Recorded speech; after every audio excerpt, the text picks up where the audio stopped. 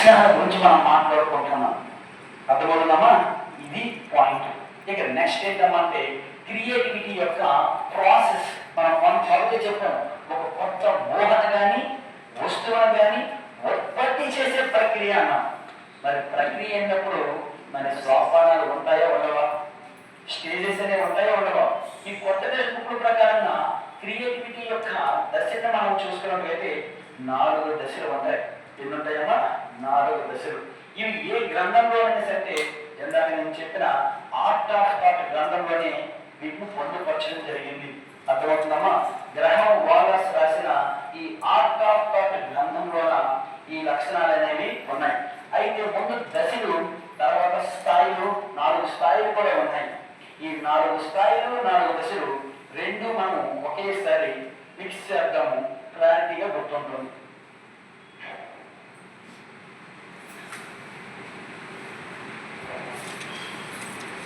ఇప్పుడు చూడండి, మరి ఈ క్రియేటివిటీ యొక్క దశలను చూసుకున్నట్లయితే ఎలాంటి ప్రాసెస్ అవలంబిస్తుంది అన్నది మన పాయింట్. ఓకేనా? మొదట మనకి సన్నాహం అంటాడు. ఏంటమ్మా? సన్నాహం అంటాడు, అంటే ప్రిపరేషన్. ఇక రెండోది ఏంటమ్మా అంటే గుప్త దశ అంటాడు, లేదా దీన్నే భావోత్పత్తి దశ అంటాడు. భావోత్పత్తి దశ, ఇంక్యుబేషన్ పీరియడ్ అన్నమాట. ఇక మూడో దశని ఏమంటాడమ్మా అంటే అంతర్దృష్టి అని పిలుస్తారు. ఇక 4వ దశ ఏమని పిలుస్తారమ్మా అంటే నిరూపణ అంటాడు. ఒక్కసారి చూద్దాం వీటి అర్థం. సన్నాహము అంటే రెడీ కావడం అని. ఏ అంశానికైనా సరే అందుబాటులో ఉన్న సమాచారం ఆధారంగా సంసిద్ధుడు లేదా రెడీ కావడం అని అర్థం. ఓకేనమ్మా? సమాచారాన్ని సేకరించుకొని రెడీ కావడం అన్నమాట. ఇక గుప్త దశ లేదా భావోత్పత్తి అంటే ఆలోచన, అంటే ఏదైతే సమస్యకు పరిష్కార మార్గం ఉందో లేదా నూతన సృష్టి ఏదైతే చేయాలనుకుంటున్నాడో, క్రియేటివిటీగా ఏదైతే చేయాలనుకుంటున్నాడో దానికి సంబంధించిన ఆలోచనలు పదే పదే పదే పదే పదే పదే చేతనంలో రావడం అని అర్థం. వాడు కాన్షియస్ గా ఉన్నప్పుడు దానికి సొల్యూషన్ వెతుకుతుంటాడు కాబట్టి ఆలోచనలు వస్తూనే ఉంటాయి. కానీ ఏ ఆలోచన పొడుగును సమస్యకి సొల్యూషన్ ని ఇవ్వడం. అర్థమవుతుందేమా? సొల్యూషన్ అయితే ఇవ్వవు. ఎక్కువ సంఖ్యలోన ఆలోచనలు వస్తూనే ఉంటాయి కానీ సొల్యూషన్ అయితే మాత్రము ఇవ్వదు. అందుకోసమే సొల్యూషన్ ఎక్కడ ఉంది? అదే మనిషిలో ఉంది. కానీ ఎలా ఉందంటే దాచివేయబడింది. ఎలా ఉంది? దాచివేయబడింది. అందుకోసమే దీన్ని గుప్త దశ అన్నాడు. అంటే గుప్తంగా వస్తుంది కాబట్టి గుప్త దశ అన్నాడు. అర్థమవుతుందమ్మా? దాచివేయబడుతుంది సొల్యూషన్ అనేది కాబట్టి గుప్త దశ అన్నాడు. కాన్షియస్ లో వీడు తిరుగుతూనే ఉంటాడు. రెస్టమ్ స్టేజ్ లో అంటారమ్మా దీన్ని, అంటే విరామ స్థితి అంటాడు. ఏంటమ్మా? విరామ స్థితి అంటాడు దీన్నే. ఇక నెక్స్ట్ అంతర్దృష్టి. ఏదైతే దాచివేయబడి ఉందో, అంటే అన్కాన్షియస్ మైండ్ లో ఏదైతే దాచివేయబడిందో సొల్యూషన్, ఈ సొల్యూషన్ అనేది ఇప్పుడు ఒక్కసారిగా బయటికి రావాలని గమనిస్తాడు. అంటే అచేతనముగా దాగి ఉన్న సమస్య పరిష్కార మార్గాలు మెరుపులాగా ఒక్కసారి చేతనములోకి వచ్చి సమస్యకు పరిష్కార మార్గాన్ని చూపిస్తాయి. ఇది నీకు అంతర్దృష్టి. ఇక 4వది చూసుకున్నట్లయితే నిరూపణ. అలా వచ్చిన సమస్య పరిష్కార మార్గాలు వదిలేస్తే అవి పిచ్చాపాటి ఆలోచనలు అవుతాయి. ఎప్పుడైతే వాటిని రుజువు చేయడం జరుగుతుందో ఆ రుజువు చేస్తేనే అది ఒక వస్తువు రూపంగా కానీ ఒక ఉత్పత్తి రూపాన్ని కానీ సంతరించుకుంటుంది. అప్పుడే అది నిరూపించబడి క్రియేటివిటీ అనేది బయటకు వచ్చిందని అర్థం. మీకు అర్థమైందమ్మా? అంటే ముందు సన్నాహం, తర్వాత దాని కోసము గుప్త దశ అంటే ఉత్పత్తి అనేది జరిగి, ఆ తర్వాత నీకు ఒక అంతర్దృష్టి అభ్యాసం జరిగి, ఆ తర్వాత నిరూపణ దశకి నువ్వు చేరుకుంటున్నావు. అవునా కాదా? ఎస్. మరి ఇప్పుడు సెకండ్ లెవెల్లో మళ్ళీ వెళ్దాం. చూడన్నాము, ఇప్పుడు నువ్వు ఒక క్రియేటివిటీ కోసం పోస్ట్ పక్కన నీకు ఒక క్రియేటివిటీ అనుకో.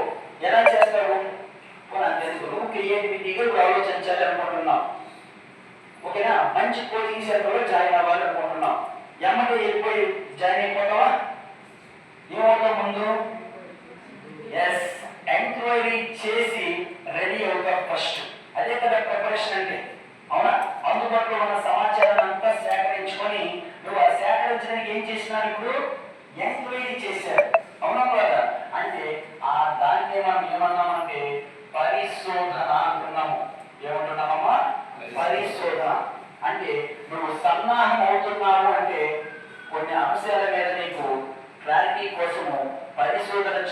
చేస్తున్నావు అనే మాట. అవునా కదా? ఇది మొదటి స్థాయి అమ్మ. ఇది స్థాయిలు, ఇవి దశలు. ఓకేనా? ఇక నెక్స్ట్ గొప్ప దశ లేదా భావోత్పత్తి దశ. ఇక్కడ ఆలోచనలు ఎలా ఉన్నాయి? ఎక్కువ సంఖ్యలో ఉన్నాయి చెప్తున్నాం, లేదా ఎక్కువ సంఖ్యలో ఉత్పత్తి అవుతున్నాయి చెప్తున్నాం. అవునా కదా? అంటే పుంకాలుగా ధారాపాతంగా ఆలోచనలు వస్తున్నాయి కానీ సొల్యూషన్ ఇవ్వడం లేదు, విరామ స్థితిలో ఉన్నారు మనిషి. అవునా కదా? ఎగ్జాక్ట్ గా అంటే ఆలోచనలు ఏమవుతున్నాయి ఇక్కడమ్మా? ఉత్పత్తి అవుతున్నాయి. ఏమవుతున్నాయమ్మా? ఉత్పత్తి. ఎస్, ఉత్పత్తి అనేది మనకు రెండో స్థాయి. ఓకేనా? ఇక నెక్స్ట్ అంతర్దృష్ట దేశం. ఏదైతే గుప్తంగా అచేతనంలో దాచిపడిపోయిన సమస్య పరిష్కారం ఉందో అది ఇప్పుడు బయటికి ఏమవుతుంది? ఒక్కసారిగా వస్తుంది. మరి వచ్చిన తర్వాత మనిషి ఆగగలడా? ఏం చేస్తాడు బయటికి? Very nice. ఏం చేస్తాడు బయటికి? చెప్పుకుంటాడు. ఆ బయటికి చెప్పుకోవడాన్ని మనం ఏమంటున్నామంటే వ్యక్తపరచడం అంటున్నాం. ఏమంటున్నామమ్మా? వ్యక్తపరచడం అంటున్నాం. ఇది మూడవ స్థాయి. మరి వ్యక్తపరిస్తే అలా వదిలేస్తే ఓకేనా? క్రియేటివిటీ జరిగిపోయినట్టుగా రుజువు చేయాలి. మరి రుజువు చేశాడు అనేసి అంటే అక్కడ ఏదో తయారైంది అనమాట. ఏం తయారైంది? ఒక కొత్త వస్తువు తయారైంది. అంటే ఒక నూతన సృష్టి జరిగింది అనమాట. ఇప్పుడు వరకు లేని వస్తువు ఒకటి ఇప్పుడు ఈ ప్రపంచంలోకి వచ్చింది. ఇప్పుడు వరకు ఎవరు చూడనిది ఇప్పుడు ఒక ఆవిష్కరణ జరిగింది అనమాట. అవునా కదా? ఎవరు చూడని ఒక ఆవిష్కరణ లేదా ఈ ప్రపంచంలో లేని ఒక కొత్త వస్తువు ఒకటి తయారు చేయబడింది. అంటే నూతన సృష్టి జరిగింది. ఏం జరిగిందమ్మా? నూతన సృష్టి. ఇది మనకి స్థాయిలు, ఇవి మనకి దశలు. ఓకేనమ్మా? సో సన్నాహంలో పరిశోధన ఉంది, గుప్త దశలో ఉత్పత్తి ఉంది, అంతర్దృష్టిలో వ్యక్తపరచడం ఉంది, నిరూపణలో నూతన సృష్టి ఉంది. ఇలా మీకు ఇన్ఫర్మేషన్ ఓరియంటెడ్ వచ్చింది. ఒక ఎగ్జాంపుల్ తీసుకుంటే ఆర్కిసెట్. ఓకేనా? చూద్దాం. మీకు బాగా ఉన్నది ఆర్కిమెడిస్ సూత్రం. అవునా కదా? ఆర్కిమెడిస్ సూత్రం. ఆర్కిమెడ్ అప్పుడు ఒక రాజు ఏం చేశాడంటే తనకి ఒక మంచి కిరీటాన్ని పెట్టుకోవాలనుకున్నాడు. ఈ కిరీటాన్ని పెట్టుకోవాలనుకొని ఒక వ్యక్తిని పిలిచి బంగారు ఆభరణాన్ని, వచ్చిన వైడూర్యాన్ని ఇచ్చినాడు. మరి మౌఢ్యం అంటే తన యొక్క గౌరవానికి సింబల్. అవునా కదా? అది కత్తి జరిగితే తట్టుకోగలరా రాజు? తట్టుకోలేడు.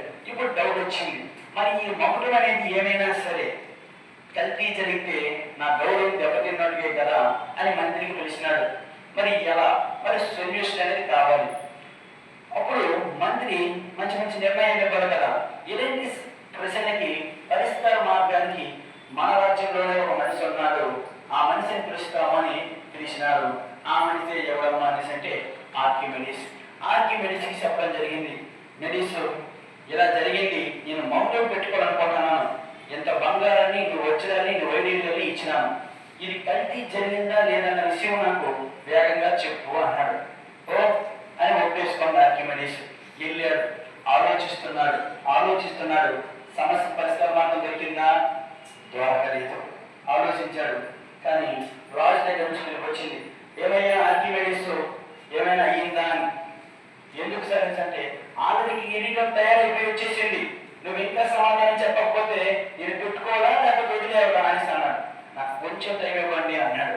మళ్ళీ కొద్ది రోజులు వెళ్ళాడు, మళ్ళీ దొరికిందా సమాధానం అంటే దొరకలేదు.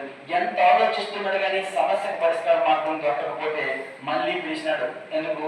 ఇంకా ఎన్ని రోజులు ఆర్కిమెడిస్ లో వాడుకుంటావు? నువ్వు చెప్తే ఆ ఆలోచన కోసం నేను ఇన్ని రోజులు వెయిట్ చేయాలా? ఎందుకు? రాజు కదా, అధికార బలం ఉంటుంది. నీకైతే మాత్రం ఆయువు మోడినటువంటి నువ్వు చెప్పవు కానీ నీ ఆయువు అయితే పోతుంది, నాకు అర్థమవుతుంది అని రాజు అధికారంతో మాట్లాడుతున్నాడు. ఇప్పుడు ఆర్కిమెడిస్ కి రోజులు దగ్గర పడ్డాయి విషయం అర్థమైంది కానీ సమస్యకు సొల్యూషన్ దొరకడం లేదు. ఇక చివరి రోజుకు వచ్చేసినాడు, ఇంకా రాజు పిల్లలే పిలిచినాడు. ఇక ఇలా ఉన్న సమయంలోన ఆర్కిమెడిస్ స్నానం చేద్దామనేసి వెళ్ళాడు.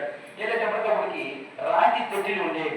ఈ రాతి తొట్టిలోన గుడ్డ ముక్క పక్కన పడేసి వెళ్ళి అందులో స్నానం చేద్దాం అనేసి ఏదో పరధ్యానంలోన వెళ్ళి అందులో పడ్డాడు. పడగానే ఏమైందంటే కొంత నీరు బయటపడ్డాడు. ఎప్పుడైతే కొంత నీరు పడ్డాదో యురేకా అంటే వాడు తెలికినాడు. వెళ్ళి ఇప్పుడు పాయింట్ ఏంటంటే, నేను నీటిలో పడ్డానా, నీరు బయటపడ్డా, యురేకా అన్నాడు. అంటే యురేకా అంటే నేను కొనగొన్నాను అని అర్థమమ్మ. ఓకేనా? వీడు పదే ఏం చెప్తాడంటే, నేను నీటిలో పడ్డానా, నీరు బయటపడ్డా, నేను కొనగొన్నాను అంటున్నాడు. వీడు పదే చెప్తుంటే రాజుకి వీక్స్ ఎవరో తెలిసింది. ఒరే ఆర్కిమెడిస్ ముందు చంపేస్తారు, ముందు గొడ్డు మొక్కలు వేసుకోరా అన్నాడు. ఎందుకు చూడడానికి చచ్చిపోతానంటే రోడ్డు మీద ఏం లేదు కాబట్టి. అవునా కాదు?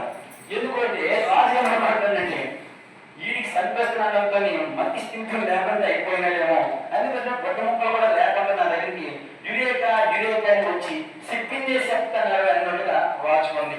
మందిని పిలిచి ఇది సంపంగా వీడిని వదిలేయండి, వీడితో మనము అవడం లేదండి. రాజు నేను నీటిలో పడ్డాను, నీరు బయటపడ్డది, నేను కొనుక్కున్నాను అంటాడు. ఆర్కిమెడిస్ నాకు నీకు వదిలేద్దాం అనుకుంటున్నా కానీ నువ్వు ఆగడం లేదు.